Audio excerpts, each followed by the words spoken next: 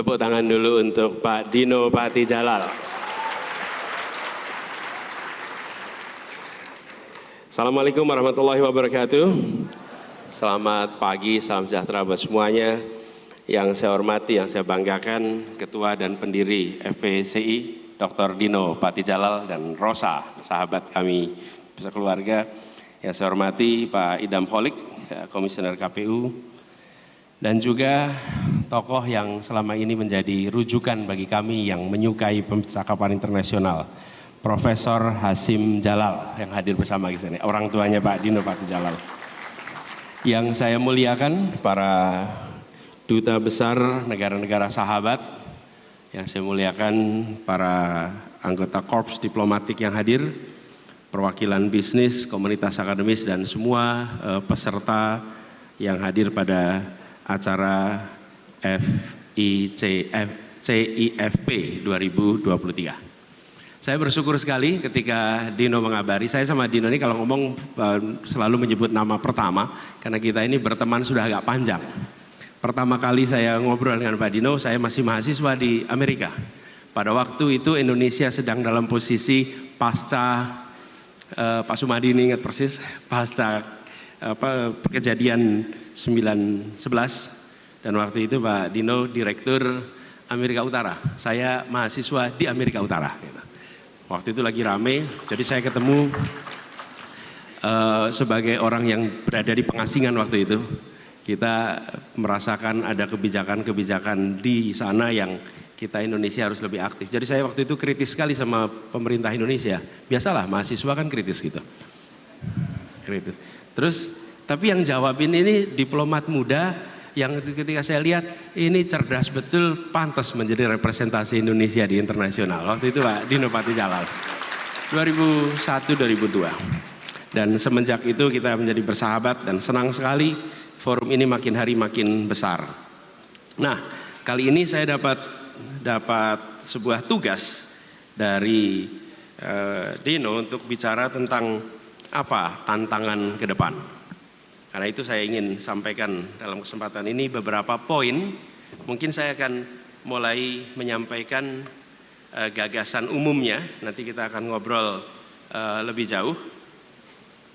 Kita bicara tentang apa yang tadi disebut juga oleh Dino sebagai creative alignments dengan kekuatan cerdas berbasis nilai.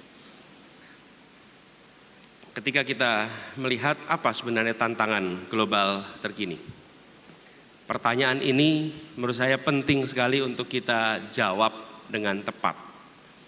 Karena kami memandang, kita semua tahu, kalau formulasi pertanyaannya benar, maka itu sudah menyelesaikan sebagian dari masalah. Kami melihat ada 4 wilayah yang sesungguhnya menjadi tantangan terbesar kita.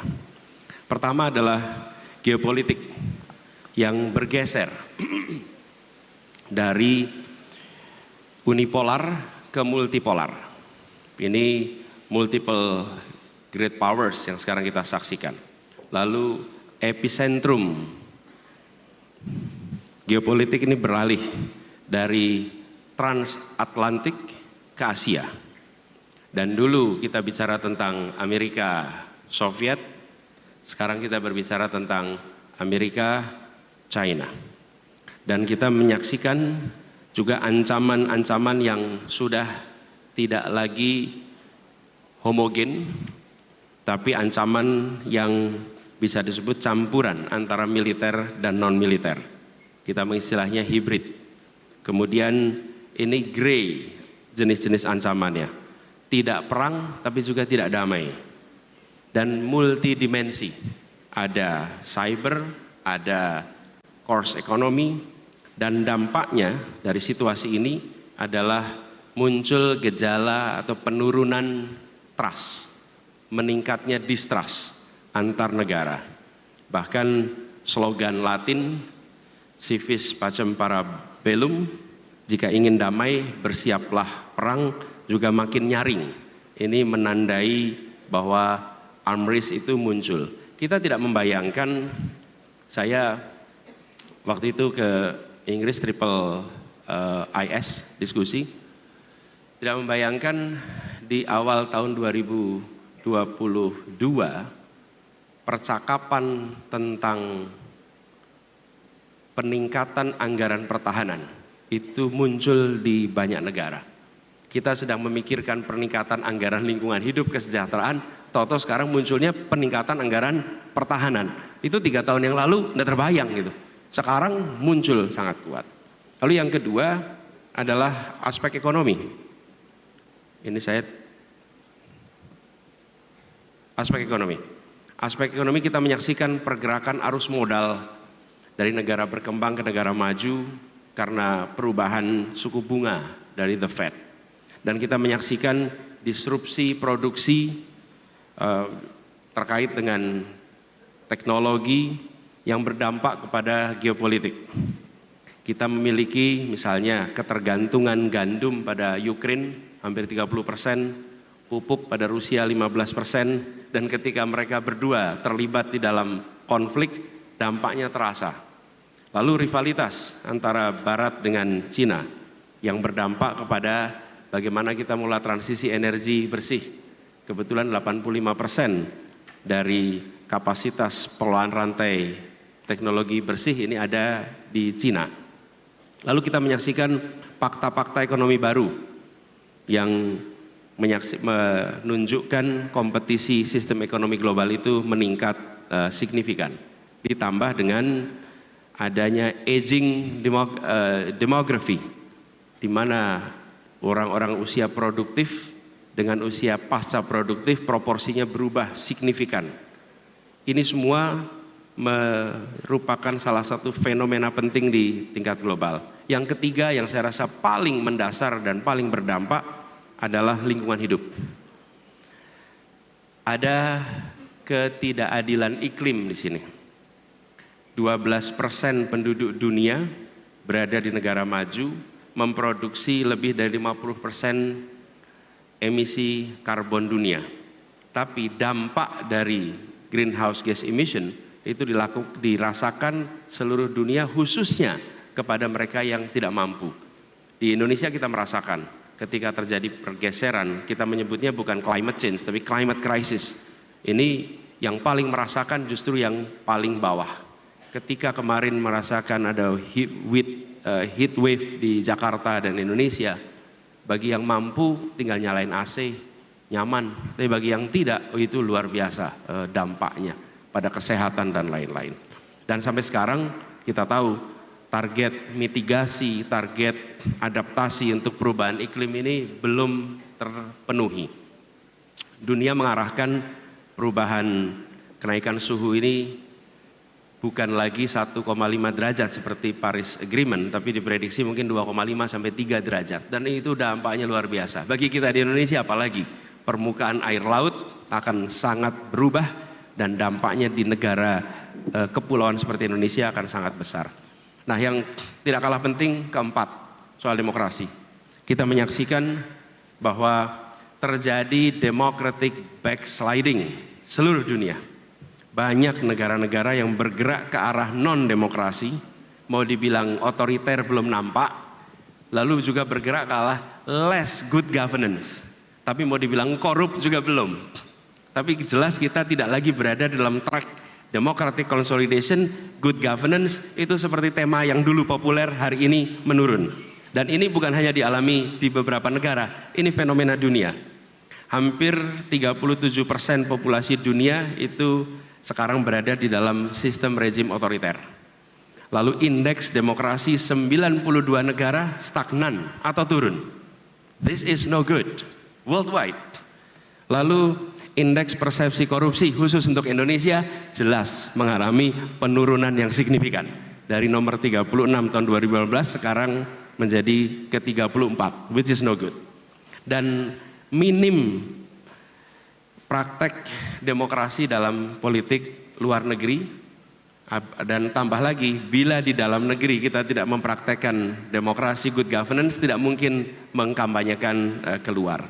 Nah, ini adalah contoh-contoh 4 tantangan yang menurut kami penting untuk kita bahas bersama. Saya akan lompat saja kepada pentingnya Indonesia ke depan. Saya sepaham dengan pandangan bahwa Indonesia sudah tidak boleh lagi hanya menjadi penonton dan partisipan pasif di gelanggang dunia. Indonesia terlalu besar, terlalu berpotensi untuk jadi penonton di samping. Indonesia harus tampil di depan, Indonesia harus menjadi agenda setter bagi percakapan dan arah perkembangan dunia. Dan sudah sepatutnya kita punya sejarah yang gemilang.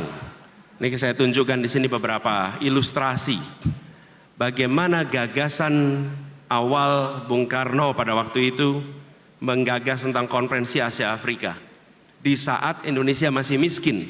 Tapi konferensi Asia Afrika itu menjadi inspirasi ke seluruh dunia. Inspirasi ke seluruh dunia. Bagaimana The Spirit of Bandung itu menginspirasi para pemimpin-pemimpin gerakan kemerdekaan di Afrika, di Asia. Dan gagasannya bukan tentang bagaimana negara lain datang ke Indonesia. Gagasannya bagaimana Indonesia mengekspor gagasan, mengekspor pikiran, mengekspor terobosan-terobosan untuk menjadi inspirasi bagi dunia. Nah, kadang-kadang ketika kita berbicara di tataran global, kita berbicara tentang apa yang kita ingin dapatkan langsung. Menurut saya di dalam konteks ini kita harus lebih luas dan lebih panjang jangkauannya. Ini saya beri ilustrasi sedikit. Saya masih jadi rektor di Paramadina. Waktu itu ada seorang duta besar dari Kanada datang mau ketemu, Din. Ketika beliau mau ketemu, saya lihat CV-nya. Lalu di CV-nya tertulis disertasinya adalah tentang konferensi Asia Afrika. Unik juga ini, Pak Dubes ini. Ada Dubes Kanada di sini atau utusan dari Kanada? Terima kasih. Nanti saya lupa nama beliau, tapi itu sekitar tahun 2008-2009. Lalu ketika dia datang saya tanya, gimana kok nulisnya disertasi? Oh ya, saya waktu itu diplomat muda ditempatkan di Afrika. Lulusan dari Kanada. Waktu dia ditempatkan di Afrika, dia datang ke berbagai pertemuan, dia bilang, acara-acara itu kutipan tentang The Spirit of Bandung itu dibicarakan terus di mana-mana. Jadi saya pengen tahu apa ini The Spirit of Bandung. Sampai akhirnya disertasinya adalah tentang konferensi Asia Afrika. Kami di Indonesia menyadari itu ketika memperingati konferensi Asia Afrika 50 tahun, 60 tahun. Tapi dunia merujuk itu sebagai inspirasi. Bagaimana sebuah bangsa yang beragam luar biasa mampu bersatu dengan punya bahasa persatuan, lalu mampu bergerak untuk mengusir kolonialisme, dan itu dikerjakan sebagai sebuah gerakan yang masif. Itu inspirasi bagi dunia yang kita sendiri mungkin belum menyadarinya. Ini contoh bagaimana Indonesia artikulatif, dan itu dilakukan juga paling tidak kalau kita saksikan sampai dengan era kepemimpinan lintas kepresidenan. Dan saya ingat Pak Dino waktu itu menjadi juru bicara urusan internasional dan menjadi envoy, staf khusus bidang internasional. Artinya ada perhatian pada internasional. Nah, kita membutuhkan ini kembali. Jadi bagaimana ke depannya? Kami melihat kita perlu mengejar, kalau boleh kami istilahkan, kekuatan cerdas berbasis pada nilai. Berbasis pada nilai. Ini kami pegang. Kenapa nilai itu menjadi penting? Karena kalau kebijakan luar negeri atau kebijakan apapun tidak memiliki dasar nilai, maka kita tidak punya kompas. Nilai itu, values itu penting. Kalau kita punya values, kita punya arah mana yang harus kita kerjakan. Mungkin saja di dalam perjalanan harus ada kompromi-kompromi. Tetapi kalau ada kompromi dan deviasi terjadi, maka kita tahu kapan harus kembali lagi dan bagaimana kembalinya, karena punya pegangan nilai. Tapi kalau tidak ada nilai, dalam perjalanan kita akan melakukan negosiasi, kompromi-kompromi kanan kiri. Kalau tidak pegang nilai bisa off dan makin jauh dari apa yang sebenarnya menjadi tujuan kita. Karena itulah kenapa values itu penting sekali untuk kita miliki. Apa values yang perlu kita pegang? Kami melihat adalah satu, primacy of human life. Yang kedua, territorial integrity. Yang ketiga, fairness and justice. Yang keempat, stewardship toward nature. Dan ini adalah pegangan kita. Di samping Pancasila, Di samping pengalaman-pengalaman kita menjadi agenda setter. Dan kekuatannya cerdas karena kita ingin mengkombinasikan aspek hard power dengan soft power berjalan beriringan. Nah, bagaimana Indonesia ke depan? Kami melihat politik luar negeri kita ke depan perlu mengandalkan 5 pilar. Satu adalah pertahanan yang adaptif, yang kedua ekonomi berkeadilan yang maju, yang ketiga lingkungan yang lestari, yang keempat brand Indonesia, yang kelima diplomasi proaktif yang inklusif. Pertahanan adaptif ini artinya strategi pertahanan kita harus adaptif dengan tantangan global. Indonesia harus punya angkatan bersenjata, kapal, pesawat yang modern, yang siap untuk menjaga alur laut kepulauan Indonesia. Kemudian kita harus memiliki kapasitas untuk memantau ancaman lepas pantai. Kita harus punya sistem cyber untuk melindungi rakyat di ranah digital. Ini contoh-contohnya. Yang kedua, ekonomi berkeadilan. Negara yang kuat itu lahir dari ekonomi dan rakyat yang makmur, rakyat yang sejahtera. Karena itu kami melihat perlunya menjangkau dan membuat free trade agreements yang fair. Jadi mungkin namanya free and fair trade agreement yang harus kita bangun sama-sama. Kita menyaksikan bagaimana Singapura, Malaysia memiliki begitu banyak free trade agreement yang berdampak cukup besar. Kemudian kita membutuhkan infrastruktur digital yang merata.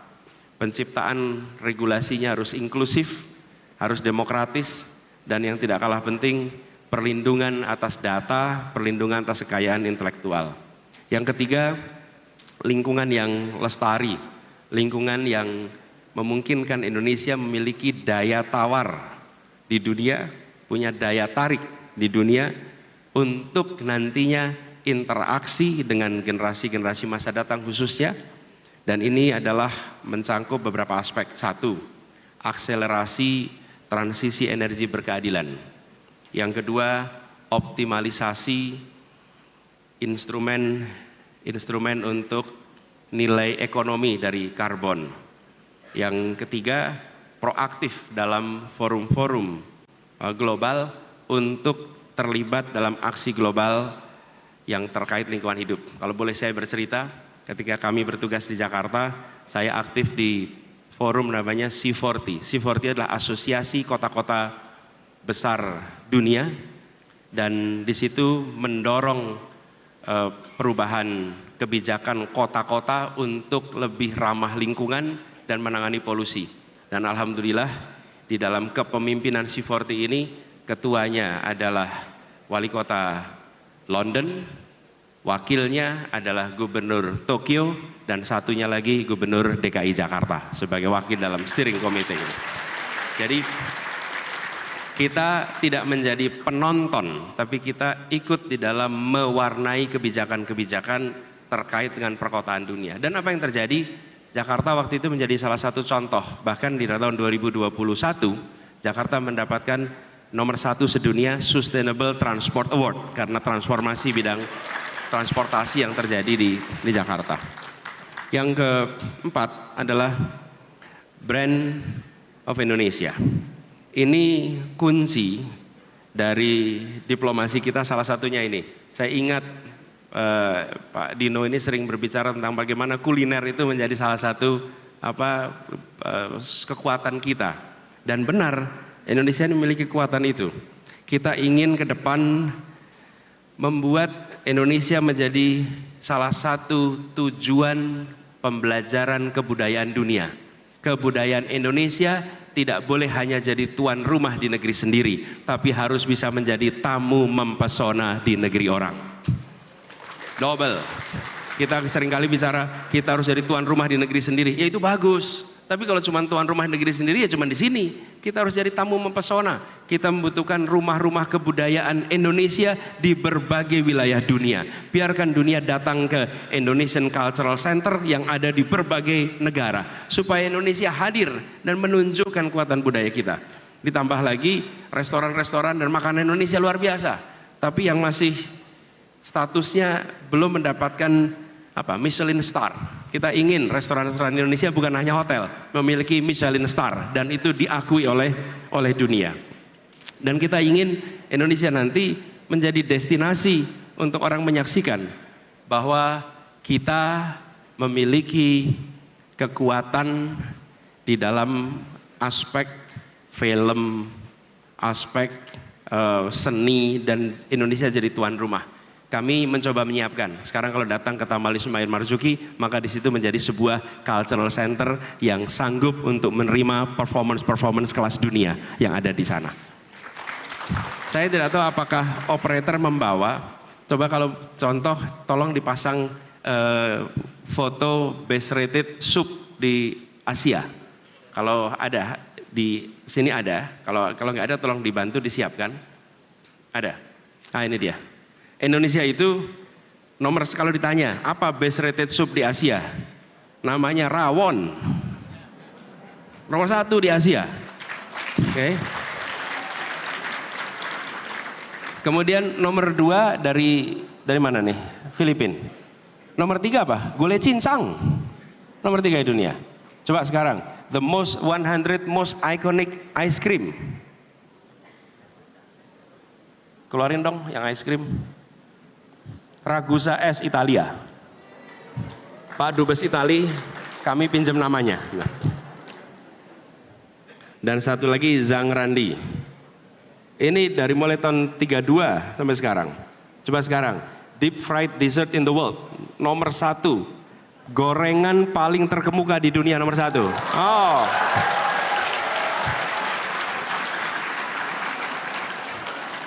Bayangin coba, makanan kampung ini bukan?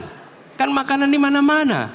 Dan itu dikatakan sebagai nomor 1 sedunia. Kapan restoran Indonesia menjadi restoran-restoran nomor 1 di dunia? That's our purpose. That's our objective.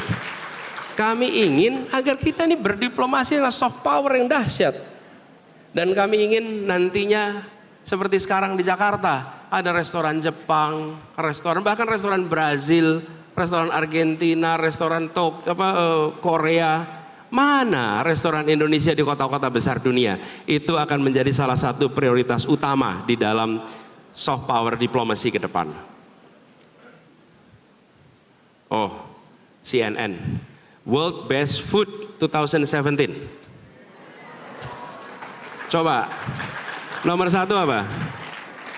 Rendang. Nomor 2? Nasi goreng sedunia, Bapak Ibu. Nah, anyway, kita menikmati makanan ini nanti ya. Tapi kita kembali kepada poin kita tadi, bahwa kita menginginkan itu semua. Jadi, ke depan Indonesia perlu lebih proaktif, dan supaya lebih proaktif, kita membutuhkan kegiatan diplomasi yang lebih inklusif, diplomasi yang lebih terbuka. Dan kami melihat bukan hanya diplomat, tapi juga semua termasuk kaum muda menjadi ujung tombak Indonesia di dunia internasional. Jadi kami sangat menginginkan diaspora Indonesia di luar negeri menjadi ambasador-ambasador kita. Dan kita ingin agar mereka mendapatkan kesetaraan kesempatan dalam banyak aspek, supaya diaspora ini menjadi kekuatan. Kebetulan Dino juga yang mendorong kekuatan diaspora. Ini harus kita dorong lebih kuat lagi. Karena kita tahu bahwa kehadiran mereka membawa warna Indonesia. Hari ini datang institusi internasional, kita akan ketemu banyak sekali diaspora India, diaspora Jepang, diaspora Filipina. Mana Indonesia? Dan berhenti untuk kita memandang bila ada orang Indonesia bekerja di internasional berarti tidak nasionalis. Tidak, mereka bisa bekerja di sana dan membawa nama Indonesia untuk berada di gelanggang internasional, dan berhenti menyebut mereka sebagai anasionalis. Mereka sama nasionalisnya dengan kita. Biarkan mereka di sana membawa gagasan dari kita. Nah, anak-anak muda juga begitu. Jadi kami berpandangan untuk kita melakukan ini seperti pandangan kami bahwa dalam pemilu ini seperti sepak bola, maka di dalam diplomasi kita perlu total football. semua mengejar ini semua, seluruh unsur, dan negara harus tidak gampang cemburu dengan aktor-aktor non-negara. Negara itu justru memberikan fasilitas yang setara karena mereka memainkan peran yang tidak kalah penting. Jadi itu yang kami rencanakan, dan sebagai kesimpulan kita ingin Indonesia mendunia dan kita aminkan Indonesia sama-sama. Ya. Indonesia mendunia, ya insya Allah, amin aja dulu gitu kira-kira. Kan kita kan mulai dengan amin dulu, nanti sambil kita memulai kerjanya. Ini bagi teman-teman yang tertarik untuk melihat visi misi secara lengkap, ada QR code-nya di situ, silahkan di-download dan nanti kita bahas sama-sama. Demikian paparan awal, kita ngobrol lebih jauh. Assalamualaikum warahmatullahi wabarakatuh. Jelajahi cara baru mendapatkan informasi. Download Metro TV Extend sekarang.